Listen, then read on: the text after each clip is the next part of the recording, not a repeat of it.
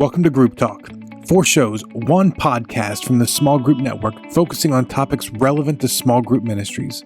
Whether you're in a church of 100 or 10,000, whether you're a volunteer or staff, we want to support, encourage, and equip you to lead well. So relax, listen, and enjoy Inside Saddleback with Steve Glayton. Happy April to all of you small group point people out there in the trenches of small group ministry. And thank you so much for tuning in to listen to our show today. We hope you had a great Easter with your families and your churches. As always, Derek here along with your other host, Steve. Hey, everybody. Great to see you post this Easter. So, Steve, I got to ask you, how much did you enjoy the March Madness portion of this year's college basketball tournament? Well, pretty much, after, the Buckeyes lost to ORU, you can't put that down because, Oral Roberts, so it's good Christian university. So, but once they lost, I kind of lost favor, but, at least they made it to ORU made it to the Sweet 16, which shows you they were quite a quality team. But after that, you know what? I just was focused on Holy Week and Easter and enjoying the real reason for the season. Yeah, I was thinking of you as your beloved number 2 seed Ohio State Buckeyes lose to number 15 Oral Roberts. I mean, that's like David and Goliath. That's like, I thought maybe Ohio State was trying to give us a spiritual parallel there. So. Oh, you're pressing my forgiveness button. I can tell, but I think we have a show, so let's go into the show because that's more memorable. So, with Easter having just happened, Steve, one more thing I got to ask you, just to help our listeners get to know you a little bit better. Mm-hmm. Are you a Cadbury egg kind of a guy or not? I think I'm embarrassed to say this. I'm not sure what a Cadbury egg is, unless it's Cadbury or something like that. I'm not sure what. Oh my word. Okay. For listeners, if you're like me and you love Cadbury eggs, when we post a show in our Facebook group, Small Group Network Facebook group, let me know if you're a Cadbury egg kind of person like I am, because I was telling Steve, before I was diagnosed with diabetes, I would crush Cadbury eggs. But I can't have them anymore, and he doesn't even know what they are. This is crazy. I don't want to talk about a correlation. Yeah, you're talking about you used to crush Cadbury eggs, and now you're dealing with it. But for the listeners who may be in my camp, who are just stuck with hollow cheap chocolate Easter bunnies, what's a Cadbury egg? A Cadbury egg, and I cannot believe I have to explain this on air, is the most amazing Easter treat that one can have. It's basically this large, life-size chocolate egg, and inside, as you get to the center, you bite into the gooeyest, sweetest, like yolk frosting. It's amazing. Well, you know what? We'll have to give something away to poster number 5. Whoever posts number 5, Derek will get you a Cadbury egg and help you to enjoy that sweet sensation. And then we'll pray for you that you don't get diabetes. So we'll just leave it at that. So later today, during our trending topic, we're going to be talking about the 5 levels of true fellowship. And that's going to be later in the show. So make sure and stick around for that. But as we go into the Saddleback scoop, Steve, what's maybe the main word you're thinking of as we sit here post-Easter? Yeah, as we go through our show and we kind of break it up into 4 blocks, with the Saddleback scoop, I would have to say, it is regathering. That's been front and center with us. It was just a little over a year ago with the pandemic, we had to shut our services down, but due to a lot of circumstances that are moving around, or that are changing with the vaccinations, and just a number of our numbers are trending downward on the virus. We took the step to regather, which it's been an amazing time to be. Obviously, for those of you that have already regathered, that's a big piece. But I think a couple things for us to keep in mind as small group point people is that groups never at least mostly around the world, never ceased. We kept gathering in the house-to-house format. A lot of people, the weekend, the temple courts shut down. But we get the privilege to minister in an age of change or an age of chaos that we can see. There is no coming back to normal. There's a new normal. A lot of things will look different. Society will look different, act differently. So many things, even in the construction world, things are being constructed differently. So there's a lot of change that's floating out. But for many of us, it's chaos. And I remember when I was a junior high pastor, our group, junior high was called Chaos, and high school was called Control. But for Chaos, our acronym was, Christ has all our solutions. And for some of you, how you deal with change, whether it's change or it's chaos for you, just remember, Christ has all our solutions. My prayer for every one of the small group point people is 1 Chronicles 12:32, and it says, "The men understood the times and knew what to do." And as you're looking at that scripture, I'm praying that each one of you, that you and your churches, as Temple Courts is firing up and adjusting to a new normal, and your small groups are pulling through, that you not only understand the times, you understand your culture, but you know what to do, and we're praying for that. And, if there's two things I've learned through this year off, and I want to go through just a number of points that as we are regathering and reflecting back on there, is I've learned that people tend to fill silence with suspicion. And that's why last month we talked about 4 consequences that you want to avoid because you didn't handle that silence well in a moment. I encourage you to go back to last month and listen to that. But first thing was, people tend to fill silence with suspicion.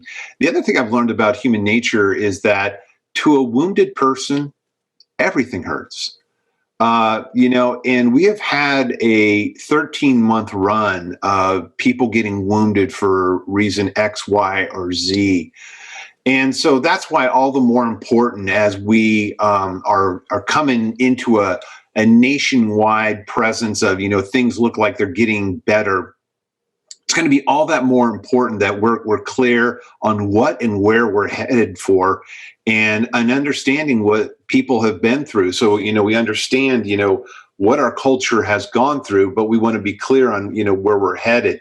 And as Saddleback is regathering, we're focusing on the 5 exile books that are in the Old Testament and the learnings that you can get through those. And Rick has been doing just an amazing job of helping us get some practical learnings as we come out of that we learn from God's word in the Old Testament of, what are those learnings of coming through exile. And I just encourage you to go back. You can watch the Palm Sunday, and this coming weekend after Palm Sunday, when this show is being posted, just to understand, what are those 7 key learnings that we're pulling out of coming out of this COVID exile. But, just understand that throughout this pandemic, there's a couple things that groups are going to be so powerful with, because we're all community driven. That's why we're at the 4th block of the show on the trending topics. We're wanting to focus on fellowship so much because it's a key component to group life. But I'll touch more on that later. But understanding that throughout COVID, there are 4 things that I want you to just don't miss. And as we, just wrap up this regathering phase of what, we've been learning through the Saddleback Scoop. But one of them is that if the world likes what they see, they will listen to what we say. And non-believers are looking at how the church responds, both corporately through Temple Courts, and also what is being said in your small groups. Is it divisive? Is it not in harmony? And does it not have unity? But if the world likes what they see, they'll listen to what you have to say.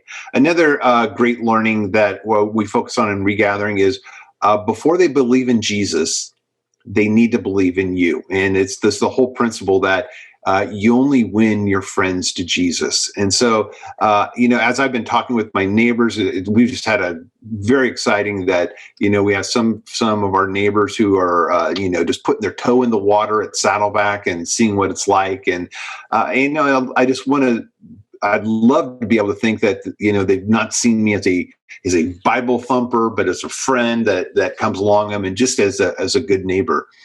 A third thing that's going to be important for you and your small group ministry, and this is very specific for how you're going to lead your small group ministry, is that there are three types of, the motivational side, the visionary side, the things that you want to be able to pull into your small group ministry. And there's a balance in each one of these. And it's going to be important that you understand what type of leader you are for your small group ministry. But as you're coming out of COVID, there's predominantly what we focused on throughout this COVID time was more lift up type. I mean, let me give you the three. It's lift up, build up, fire up. And the lift up type of training you've been doing or learnings that you've been doing or sharing that you've been doing, they're predominantly focused around comfort. And have not all of our small groups totally needed so much of this in those early stages of the pandemic. And it was one of our great learnings that, the lift up pieces, the trainings that we did, the encouragement that we did, refocusing not so much on trying to get through a curriculum, but just lifting each other up. And they were more their hold up messages. Now, the downside of that is you don't get much action happening. But, during the pandemic, didn't need that as much. You just needed to comfort, to lift up. There's also the type of leadership you have, which is build up, and that's edification. That's explaining, that's helping them understand. It's just pulling them through all the nuts and bolts of your small group ministry and how it runs and the important things that, make it healthy.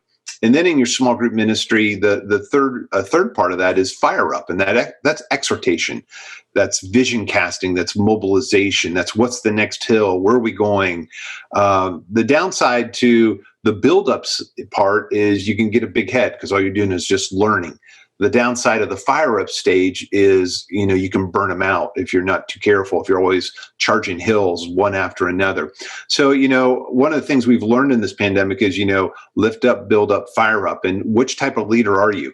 I tend to be more of a fire-up leader. So what can happen is, the vision casting and the mobilization and hill after hill after hill can burn out the small group pastors that we have working for us at Saddleback, can burn out the hosts that we have, the community leaders. And so there's just a balance that we've learned through this COVID time. And then the fourth thing I would just say as we're regathering is the importance of journaling. And again, we're not talking about a diary where you're, saying, dear diary, this is what I did today, which is, I know Derek does that quite a bit. But I'm talking about journaling. And journaling is this, what did God show you in this week? And I hope you can spend some time to look back over this last year, this pandemic. And the three parts of how I encourage you to journal is, review what you've been going through. And, you get the beauty of what David shows in the Psalms of all of the ugly and the painful and, those things that you can review, but also the silver linings that are happening throughout this pandemic that are exciting for you. Another part of journaling is you do it so that you don't make the same mistake again. When you journal, some of your pitfalls and some of your problems and some of your hangups that you've had through the last year, that it helps you to understand and learn so you don't make the mistake again. But the third thing is that you can share with others with what you're trying to do. And so, as we look at this regathering, you understand, where people are at, you understand, what you have learned through COVID, but what's going to be important as you're leading your small group ministry is I would encourage you to focus not only on the First Chronicles 12:32, they understood the times and they knew what to do, but focus really well on understanding what this pandemic has taught us, where you want to go, both as our Great Commission to reach unbelievers, but at the same time to balance your small group leadership with Do you need more lift up? Do you need more build up? Or maybe you need to go more the fire up? So there's lots of things that you can learn from this block in the show that we're doing. But I would encourage, as you're regathering, don't miss a lot of those beautiful pieces, because although we're ministering in a high zone of change and chaos, there's also a lot of beauty that you can have in your small group ministry. Well, that was your Saddleback Scoop segment, and that was a big scoop. What a way to start the show. Onto our Network Nugget segment. Steve, I know I've got some stuff to share in this segment, which is always one of my favorites, but I think you're going to start off with something exciting. Yeah, no. As we look at the Network Nuggets, some of the exciting things, we just met with the leadership team. We normally do a little bit of a retreat every year because of the pandemic. We did it virtually, and it was great to gather with the 40, 50 leaders of the small group network from all phases of our leadership segments that we have in the network. But one of the great things that we wanted to really emphasize on was a huddle in every major city around the world. And part of it, I would encourage you, wherever you're listening, you probably heard the term huddle. You've seen it all through our social media. You've seen us talk about it a lot. But what a huddle is, it is a gathering of 2 to 4 times a year with you and some small group point people in the area that you live in. And when I say that, it's going to be important for you to understand that, most small group point people in churches, they may not they may not be paid, they may not be on staff. And so it's gathering people. You may be for a breakfast, maybe for a lunch or a dinner or something like that. But what it is it's getting with like-minded people to learn from each other the beauties of, what's happening in their small group ministry. And part of iron sharpening iron is you got to get around other pieces of iron so you can, you can learn from each other. And why this is so important, why huddles are so important, why my huddle is so important here in Southern California, is because not only do I get great learnings, but they can be your staff that you don't have. At Saddleback, it's a large church. There's lots of small group pastors that I can gather with that we can get, mutual learnings from. And we almost have a huddle, all the time at Saddleback Church. But the beautiful thing is you don't have a small group staff. Your huddle can be your staff. And not only can they be support and encouragement, but they can also be the learnings that you're trying to do from brainstorming together. And how this can happen is the big aha with huddles is smaller is better. And when you're just gathering with, 2 or 3 other small group point people, you can get that camaraderie that you need from each other, but you can also get some learnings that their churches are having. And it's, Derek, I love what you always say about this but it's like a small group for small group point people. And so I would encourage you to learn more about a huddle, what a huddle can do for you. But if you go on our huddle page on the website and you don't see anything happening in your community, it doesn't take much. When I started mine, it was just, I grabbed one other person and I said, hey, let's do lunch together. And then we'll put it out to anybody who wants to join us. And whoever does, whoever doesn't, at least if nobody joins us, I know I've got lunch with a friend that's doing small group ministry at a church in our local area. So I would just encourage you in the Network Nugget. It's something we want to push through 2021 because if there's one thing we did notice through the pandemic, how much small group point people were caught off guard because they didn't have the support and the resources that they needed. Derek, what was anything to add, or what was your thoughts on the Network Nugget? Yeah, I would remind listeners, go to smallgroupnetwork.com/huddles. That's our official huddle page to see everything Steve was just talking about to start or join a huddle. Also, we want to remind everybody that we recently launched a new online training course. We've got several of them, but this one is called Youth Ministry, Why Small Groups Are a Big Deal and How to Build Them. And this course is taught by veteran Saddleback youth pastors It includes 7 HD video sessions, downloadable resources, lesson discussion questions. And what I really love about this course is it's laced with a lot of youth ministry type humor that makes it, quite fun. And so you can go to smallgroupnetwork.com/courses to find this course and to see all of our other courses. And from there, you can watch the free video introduction to each and get some more information if you want to enroll. So that's something new that we want to highlight for the Network Nugget. Yeah, Derek, one of the things I loved about that is I watched it and, it was, when I was a student pastor, man, do I wish I would have had that. So if you've got a student pastor that you may not be directly, I'm not directly over our KSG, our kids small groups or our life groups, our student small groups, but I sure do interface with them. And if you got somebody in student ministry that is, a counterpart to you, or they're trying to do small groups, man, it's so helpful, so helpful. And I would just encourage you to pass that course along to your student pastor. And really, anyone who's doing children's, we also have a children's one that's already debuted a number of months back, and I'd encourage you to pass that one along. So great resources for your church. Yeah, last thing I've got with the Network Nugget is we just want to celebrate and highlight some of our new team members. So we've got several teams that make up the Small Group Network. And so we've got a care team, and we've got a new care team member, Sarah. And anybody can go to smallgroupnetwork.com and you can click on resourcing or actually connecting personally, and you'll drop down, you'll see the care team there. And you're going to see Sarah and the other care team members we've got. And these people are just available for you. They're small group pastors who have decades of experience in serving in ministry, and they're just there to support and pray for really any of you that need it.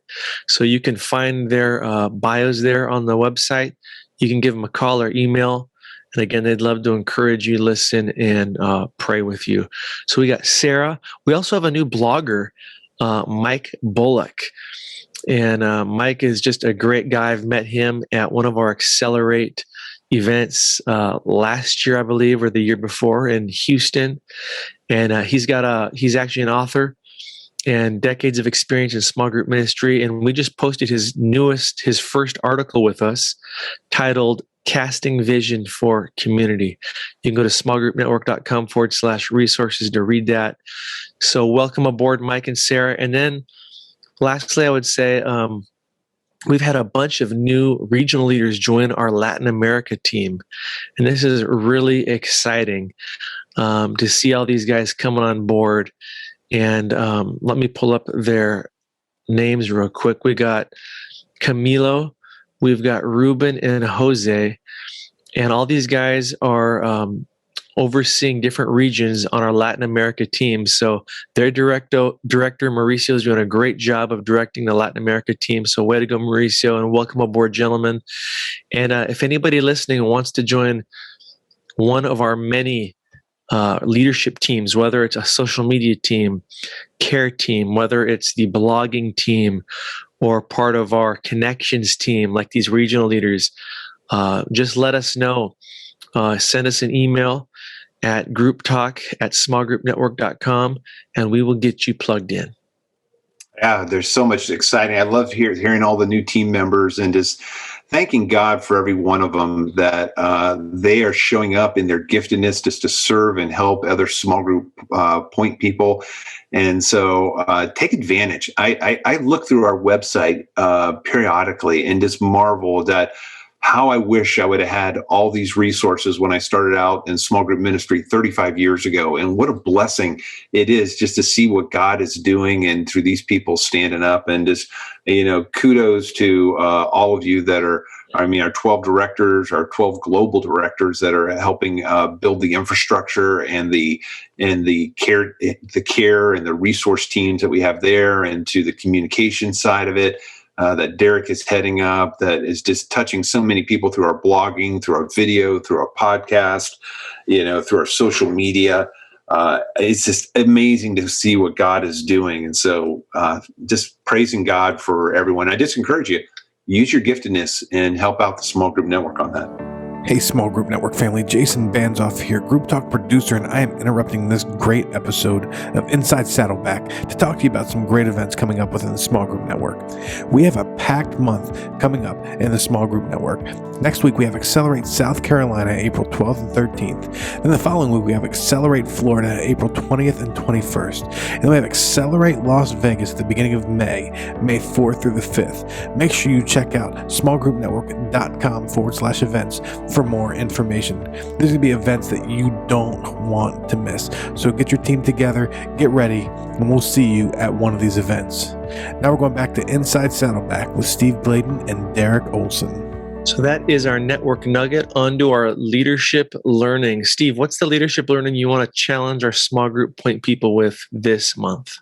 Yeah, I mean, it's somewhat of a basic one, but it's an important one. And as I'm, looking at this third block, I'm just like going, if there's an equation that's out there for each one of us, it's just that opportunity plus opposition will equal God's will. And when you're looking at opportunity and when you're looking at opposition, when you look at this through the lens of a small group pastor, we are in the best time for evangelism. As I started the top of the show with our regathering and just talked about evangelism and some of the phrases that are important to us, we are really in a zone. When you look at the four soils parable that's in 3 of the 4 gospels, where 3 of the soils are bad, 1 of them is good, we have an opportunity because there are 5 major storms that have been working on the bad soil. And when you look at those, over the last year, we've had global infirmity, we've had social instability, we've had financial insecurity, we've had racial inequity, and we've had political uncivility. And when you look at these 5, big storms that we have had in our culture, and it's been pretty much planet-wide, evangelism is at a time that's better than ever. Now, when that is the opportunity, evangelism is what we're about. Of course, we want to grow them in all 5 of the purposes, which we're going to touch on the next block of, fellowship is the foundation to work through discipleship and serving and evangelism and worship. But when you look at these 5 major storms that have just taken through and plagued us, there is great opposition that is ahead of us. I mean, basically, the church only has a few hours a week. If someone goes to temple courts and house to house, they've only got maybe 2, maybe 3 hours a week. But there's 166 other hours or 165 other hours that are plaguing and moving people in directions that are contrary to what we want to see happen. And I would just encourage you that as these storms are there, one of the greatest ways to maximize opportunity is for our small groups to listen to what people are saying and to minister where you're starting to hear pain. I think it was C.S. Lewis that said, God whispers in our joys, but he shouts in our pains. And pain is just God's megaphone. And as group leaders, your groups have an amazing opportunity through these 5 storms to plant seeds of opportunity of the good news of what Jesus is all about. And groups not only can plant seeds of, the gospel, but also minister to people in their pain. Because like I said before, if the world likes what it sees, they're going to listen to what you say. And that's why we've had so many people accept Christ through our food distribution, because there's been a high level of people that are just hungry. And if you've ever skipped a meal, you get a first world problem of hunger. But when you've been without food for a week or sustenance without gone a week or so, you start to feel the pain, not only hunger pains, but you also start to feel the pain of the culture, of parts of the culture.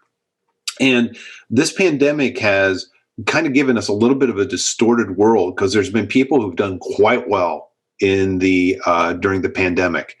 There's also been people who've done, because all 5 storms have washed up onto their shore. It's been, just a painful time. And the time has never been like the best time for your small groups to be the friends to the people that are in their circles of influence. And we have spent so much time focusing on the opposition.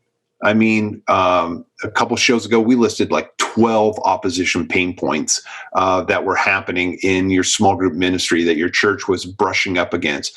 We spend so much time that we're getting focused on the opposition. We just miss the opportunity. And I think what I'd want to say to you as a small group point person in this leadership learning is, part of what we've got to learn is that there's going to be opposition. But if you want to see God's will really come to play, you've got to look at the opportunities that are before you.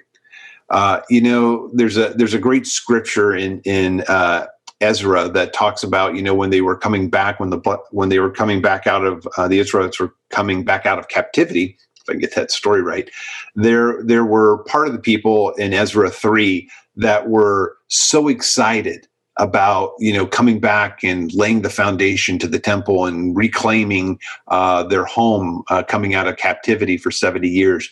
But there were also people who remember what the temple was like, and they were very sorrowful, and they focused a lot on the sorrow. And there's some great leadership learning out of there, because you can focus on the opposition or you can focus on the opportunity. And I get that both are important, but sometimes there's a distorted amount of motion and conversation that is spent on one versus the other. And so often we lose sight that people will focus on what was. And I've seen that at Saddleback, that there's a lot of our core that miss what it was, and they're very frustrated, but they don't see the opportunity that God has been bringing to us. And so I would just encourage you in this particular block is that, focus on the time of what God's giving you. It's funny that in the Greek, there's actually 2 words for time. There's chronos and there's kairos. And kairos is really meaning the opportunity, the season, the fitting time, what's before us. And chronos is generally more chronological. It's more the order. It refers to more like a clock keeps time, or things that can be measured in seconds and minutes and hours and years. But a sequential moments that are expressed in chronos is emphasizing, the duration of time. But Kairos is really looking forward to, the right timing, the seizing the opportunity, or the season that we're coming in. And when you think of your small group ministry, think of it this way. Do you want to do things right, or do you want to do the right things? And when you're wanting to do things right, and this is my Achilles heel right now, you think of chronos. I'm always thinking, hey, we got to do this, we got to do this, we got to do this. But what I would encourage you to do, and this is, like I said, my Achilles heel, and I've got to really get my head around these things, because I like to do things right. But what's going to be important thing is to do the right things. And that's the opportunity portion in your small group ministry. Both are important. But in your small group ministry, or the area of your church, you work in your leadership, you're going to gravitate to one of those 2 time frames. And Chronos would be doing things right. Kairos would be doing the right things. And so when you're looking at opportunity, you're going to have the opposition. We've talked a lot about that over the last number of podcasts. But when you're looking for the opportunity, remember, both of these times are important. But in order to align, you need to know where you and your leadership and your church's culture are leaning for you to seize the right opportunity that God is giving your culture. So opportunity plus opposition will equal God's will. Make sure you tackle both of them in the right frame of what kind of time you're going through. That was a great leadership learning. Thanks for that, Steve. On to the grand finale, the trending topic. And in this episode, we're talking about the 5 levels of true fellowship. Take us home, Steve. Yeah. And this is what, I've been waiting for this, because fellowship and true, authentic fellowship, when I'm saying the word fellowship, is the foundation for the other 4 verbs in the Great Commission and the Great Commandment to happen, which is discipleship. How do you get people to serve? How do you get people to evangelize? And how do you get people to worship?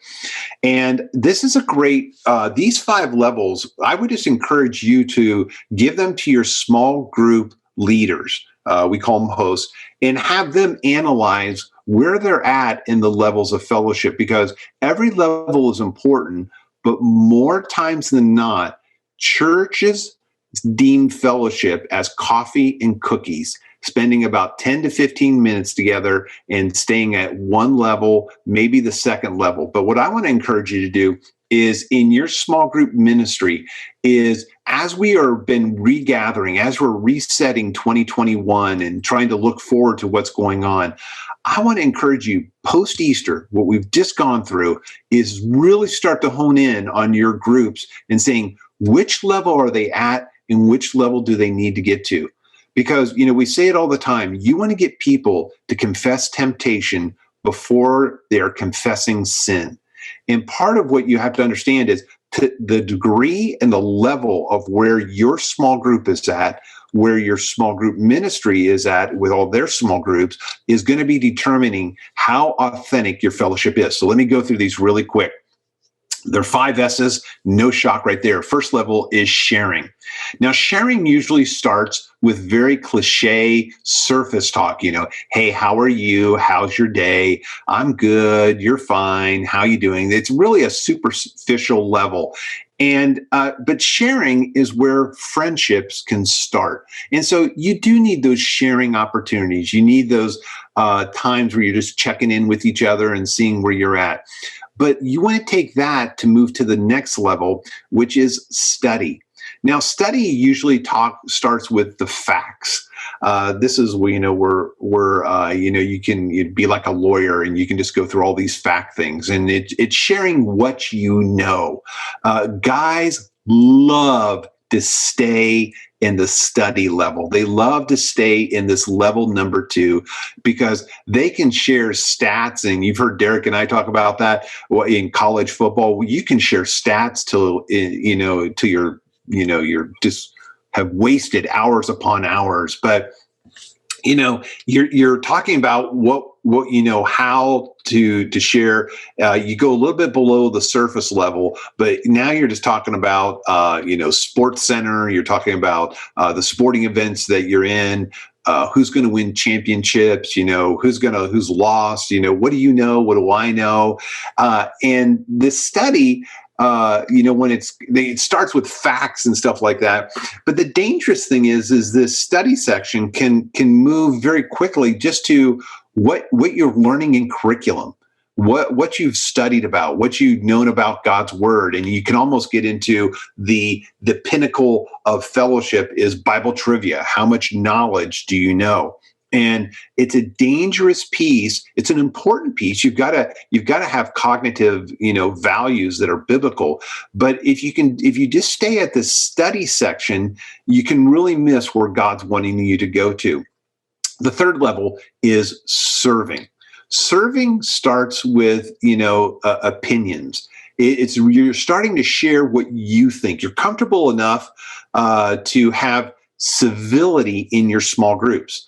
I love that in many of our small groups, they are on different spectrum ends to many of the 5 storms that we talked about in the last block. Global infirmity, social instability, financial insecurity, racial inequity, political incivility, and you can have people on differing views. But in this third level, you're able to start with sharing your opinions. You start to go through these different moments that you're sharing, you're getting a little bit of vulnerability out there, saying, this is what I believe about, X, Y, or Z, when somebody else, in your group may not, but you can have civility that's starting to be present in there. And you start to move from just the opinions in this phase to the pinnacle part of, serving, where you're actually, even though you may not agree on something, this is where we can say, you may not see eye to eye, but you sure can walk hand in hand in serving together, making a difference. Because when you serve together, this is what veterans through war feel, is when they serve together, they're at another level of, fellowship that is out there. So you want to move from sharing to study to the serving to the fourth one, which is sacrificing. And this level, it starts with emotional parts. You're sharing how you feel. You start to disclose about how things are impacting you. So you're not talking about opinions, but you're sharing how you've been feeling about those opinions, how they've connected to you. And this helps us to not only connect with each other, but to empathize with each other. No matter what you're talking about in the storms that we've gone through, when you move from opinion to sharing what you feel like, and what happens is when you share the emotions that you feel, your small group should start to go into this level of sacrificing, where you're sacrificial for the person, that your empathy level kicks in. One of the things we've noticed that through civil unrest is that when you are in a multi-ethnic small group, your empathy rises, because you start to feel what other people that are different than you are starting to feel. So it's in that sacrificial level where the emotional part is, taking you from just opinions that you have and you're able to talk about with civility to taking it deeper. And then the fifth level, so you've gone from sharing, where it's just, cliche, it's talking, to the study, where you're, start with facts, but you're actually learning biblical stuff, to the serving, which starts with opinions, but you're able to serve together in some of those opinions, to sacrificing, where you're connecting the emotional part behind the opinions. And then the last level is suffering. And suffering starts with the transparency of really sharing who you are. And it's the deepest level of communication. It requires the most vulnerability, and it requires the most authenticity to be able to share what you're going through. It tends to be the quickest path to reconciliation because you're of the level of sharing that you're at. But this starts with transparency, and it's risky, man, I'll tell you. But when the pain level's high enough with you, sometimes, that's when groups share in transparency. But when it's built naturally and organically, you start to get to real, authentic fellowship when you get to this fifth level of suffering. Paul in Philippians is always, sharing his pain together, and he sympathizes with, feeling with people, to empathy, that he's willing to go through it with people. And so as you look at these five levels, here's what I would challenge you to do in your small group. When you look at sharing, study, serving, sacrifice, and suffering, start with your own small group and say, where are you at in your own small group? Before you start looking at the small groups throughout your small group ministry, look at where you're at, because the deeper we can go organically. But what I mean by that is, if you're just starting a group out and in week 2 or 3, someone jumps down to the suffering level when the other levels haven't been built up, it's called unequal disclosure, and it can set a real awkward phase in the group. It's not unrecoverable, but it's just something you got to realize. But as you're looking through your own small group, where are you at, and where do you need to go to in true fellowship, authentic fellowship? so that your small group can be a model for your other small groups. And then as you're starting to look into your the health of your small groups that you're ministering to as the small group point person, start to look through and say, hey, what level of fellowship are they at? Because if you've gone through this pandemic and you're still in the sharing level or still in the study level, you've missed the beauty of what the gospel's talking about in true, authentic fellowship. So I just encourage you, as we wrap up this podcast, start to look at those 5 levels and see where you can go in your own small group ministry. Those are the 5 levels of true fellowship. And Steve, I liked on the last one, number 5, suffering. You shared the deepest level of communication require the most vulnerability and authenticity. So good. So good. Well, we hope that you were encouraged by this episode, and we hope you have an amazing rest of the month of April. Thanks again so much for spending part of your day with us. And until next time, goodbye. See you later, everyone. Thank you for listening to Group Talk. We invite you to subscribe to our podcast through iTunes and get new episodes downloaded automatically. Also, if you enjoy this program, please take a few minutes to give us a positive rating on iTunes so that other small group point people can find us more easily. We encourage you to visit our website at smallgroupnetwork.com to access our library of free resources, connect to a huddle with other small group ministry leaders in your area, read our blog articles, or join us on our Facebook group. Don't forget to use the hashtag SGNet when engaging with your social media channels. Thank you for your support.